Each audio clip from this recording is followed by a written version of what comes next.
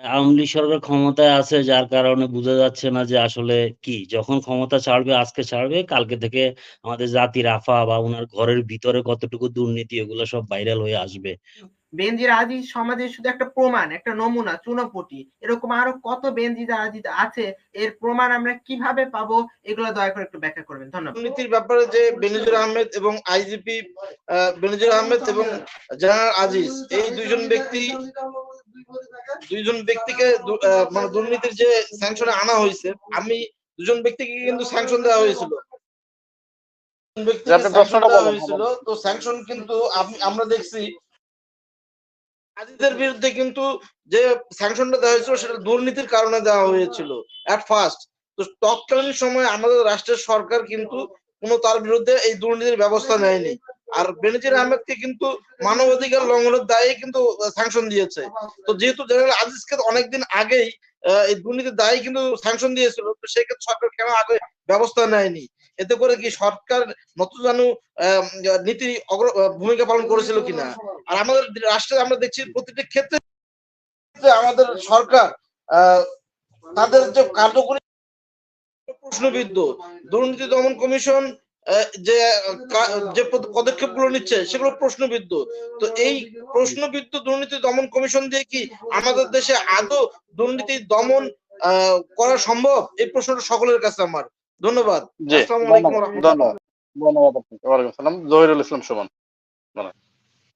জি, আসসালামু আলাইকুম। সকলকে ধন্যবাদ। নজিবুল আকবর ভাইয়ের কথা শুনছিলাম। উনি অনেক সুন্দর করে কথা বলে। যেমনটা আমাদেরকে বেনজি সাহেবও অনেক মিষ্টি মাখিয়ে দুর্নীতির বিরুদ্ধে কথা বলছিল। আমরা শুনতেছিলাম তখনও। তো এখন কথা হচ্ছে যে এখন আওয়ামী লীগ সরকার ক্ষমতায় আছে যার কারণে বুঝা যাচ্ছে না যে আসলে কি? যখন ক্ষমতা ছাড়বে আজকে ছাড়বে, কালকে থেকে আমাদের জাতির আফা বা উনার ঘরের ভিতরে কতটুকু দুর্নীতি এগুলো সব ভাইরাল হয়ে আসবে। পরের দিনই আসবে। আর দুর্নীতির কথা আরেকটু বলে যাচ্ছি, সেটা হচ্ছে যে উনাদের ১৪ দল, আওয়ামী লীগের ১৪ দলের দিলীপ বড়ুয়া সম্ভবত উনি বলেছে ৭৫% সংসদে স্মাগলার আছে। এটা আমাদের কথা না, উনাদের কথা। তো কথা হচ্ছে যে স্মাগলার সংসদ সদস্য হিসেবে আছে বর্তমান সংসদে। তো এটা যদি হয় তাহলে দুর্নীতি কোথায় থেকে সৃষ্টি হচ্ছে, কোথায় আছে এটা সবাই বুঝা যায়। তো আমি নজিবুল আকবরের কাছে একটা প্রশ্ন, আমি ২ টা করব, তার ভিতরে উনাকে একটা প্রশ্ন করতে চাই। বেনজি সাহেব যখন রাজনৈতিক বক্তৃতা দেয়, বিএনপি জামাতের হাত ভেঙে দিব, এই করব, সেই করব, দুর্নীতির বিরুদ্ধেও বলে। তখন আপনি কি এই বক্তব্যগুলা কি শুনেছেন? যদি শুনে থাকেন তাহলে তো উত্তর আপনার কাছেই আছে যে বেনজির কার লোক, আজিজ কার লোক? যারা মনে করেন যে গুলি করে মানুষ হত্যা করে ৫ই মে, শাপলা চত্বরে সহ আরো যারা আছে। যাই হোক, এটা হচ্ছে যে আমার একটা প্রশ্ন। আরেকটা জিনিস আমি বলে যাই, প্রবাসীদের টাকা বৈধভাবে পাঠালে খুব মিষ্টি লাগে। কিন্তু ২ টার বেশি ৩ টা মোবাইল নিয়ে আসলে ভাল লাগে না। এটা কেন? এখন পকেটে জনগণের এবং প্রবাসীদের পকেট থেকে টাকা কিভাবে হাতিয়ে নিবে, এইজন্য আপনাদের এই হচ্ছে যে আপনাদের বর্তমান যে করছে, বর্তমান যে আপনার বাজেট ঘোষণা করছে, বাজেটের ব্যাপারে আমি একটু বলি। এখন নজিবুল আকবর ভাই, আপনার সরকার প্রধানরা বলেন মধ্যবর্তী নির্বাচন কবে দিবে? দেশের অর্থনীতি বাঁচানোর জন্য, জনগণের ভোটাধিকার ফিরে পাওয়ার জন্য। এটা 2nd প্রশ্ন আপনার কাছে। তাহলে দেশও শান্তি পাবে, জনগণও শান্তি পাবে। ধন্যবাদ আপনাদেরকে। জি, ধন্যবাদ। জাহিদ খান। আসসালামু আলাইকুম।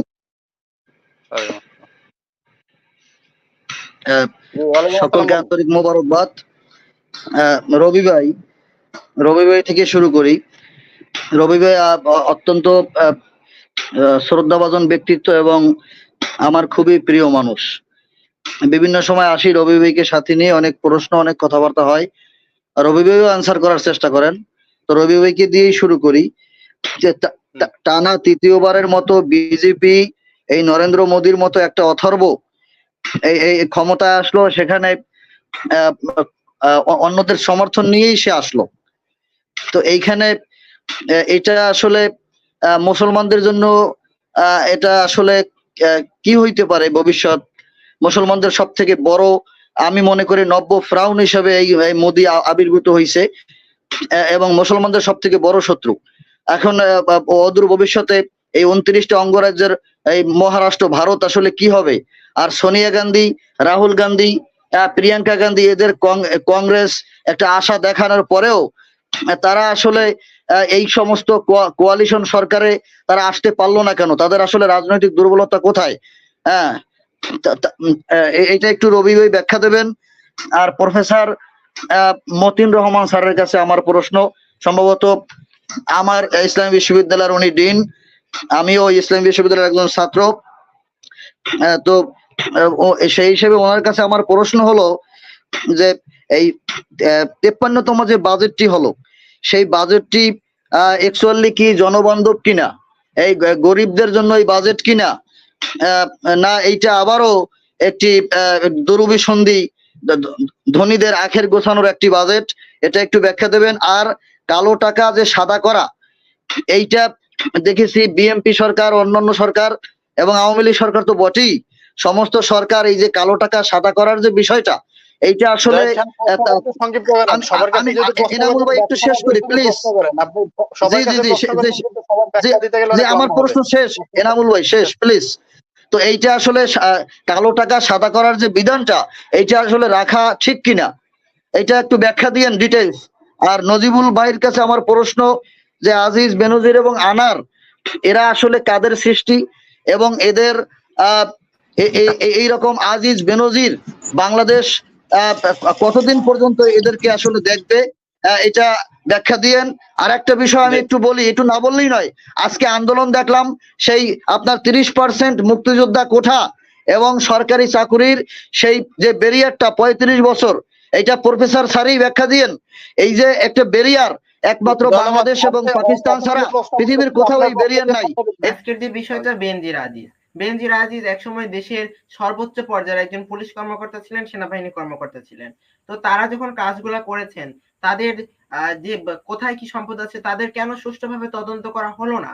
যখন তারা পদের বাইরে চলে গেলেন, তখন যারা পদে ছিলেন তখন কিন্তু তারা সরকারের পদলেহন করেছেন, এর সুস্পষ্ট অনেক প্রমাণ আছে। কিন্তু তারা যখন বাইরে গেলেন, পদের বাইরে গেলেন, তখনই তাদের দুর্নীতিগুলা প্রমাণ করা হলো, তখনই তাদের দুর্নীতিগুলা বাইরে চলে আসলো। এর আগে তাহলে প্রমাণগুলো বের হলো না। তাহলে এর মাঝে কি এটা প্রমাণ হয় যে এরকম আরো অনেক লোক সরকারের চাকরি আছে? তাহলে তারা কিভাবে বের হবে, তারা কতটা শীঘ্র বের হবে? এবং এই বেনজির আজিজ সমাজের শুধু একটা প্রমাণ, একটা নমুনা, চুনোপুটি, এরকম আরো কত বেনজির আজিজ আছে, এর প্রমাণ আমরা কিভাবে পাবো? এগুলো দয়া করে একটু ব্যাখ্যা করবেন, ধন্যবাদ। অনেক ধন্যবাদ। আমাদের এখানে নেটওয়ার্কটা খুব সমস্যা, আসলে আমাদের সব বাজেটই কিন্তু বাড়ে, কিন্তু আমাদের দেশের মান কোনোদিন বাড়বে না। নজিবুল আকবরের যে আলোচনা করেছেন শুরু থেকে আপনার টকশোটা শুনেছি, আলোচনা শুনে আমার মনে হচ্ছে হাসবো না কাঁদবো এটা বুঝতে পারতেছি না। আপনি যে বিষয়ের উপরে বিষয়টা রেখেছেন সেটা উনি এড়িয়ে গিয়ে মানে ওনাদেরকে নিয়ে আলোচনা না করে বাহিরের যত আবল তাবল আলোচনা আছে, আসলে আওয়ামী লীগের যারা নেতা নেত্রী আছে এবং ঊর্ধ্বতন কর্মকর্তা থেকে সবাই প্রশ্নটাই করছি ভাই। নজিবুল আকবর সাহেব বলেছেন ইমামরা কেন এই বিষয় নিয়ে প্রতিবাদ করে না এবং ওয়াজ করে না। আচ্ছা, আপনি বলবেন, স্পষ্টভাবে বলবেন, আমি আপনাকে আজকে স্পষ্টভাবে প্রশ্ন করছি, স্পষ্টভাবে উত্তর দিবেন। ইমামরা যে আপনাদের যে জাতির পিতা শেখ মুজিবুর রহমানের যে ভাস্কর্যটা ছিল সেটার বিরুদ্ধে যখন কথা বলেছিল যে এটা হাদিসে নাকি এটা হারাম, তারপরে ইমামদের অবস্থা কি হয়েছিল এটা আপনি বিশ্লেষণ করবেন। আর যারা দেশীয় নেতা আছে তাদের বিরুদ্ধে যদি কোনো কিছু বলা যায় তাহলে তো চাকরি আপনারাই খান, ইমামদের চাকরি তো আপনারাই খান। আরেকটা কথা আপনি উত্তর দিবেন, আপনি বলেছেন বিসিএস দেয় সবাই দুর্নীতি করার জন্য এবং জনপ্রতিনিধি যারা আছে সবাই দুর্নীতিগ্রস্ত। তাহলে এই 15 বছর যাবৎ 20 বছর যাবৎ জনপ্রতিনিধি কারা? আওয়ামী লীগের সবাই, কারণ সরকার আপনাদের এবং সব এমপি মন্ত্রী আওয়ামী লীগের। তাহলে দুর্নীতি করছে কারা?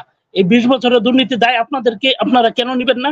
এবং আপনি এটা কেন বলছেন যে বেনজির এবং আজিজ আমাদের না, আমাদের দলের বাইরে?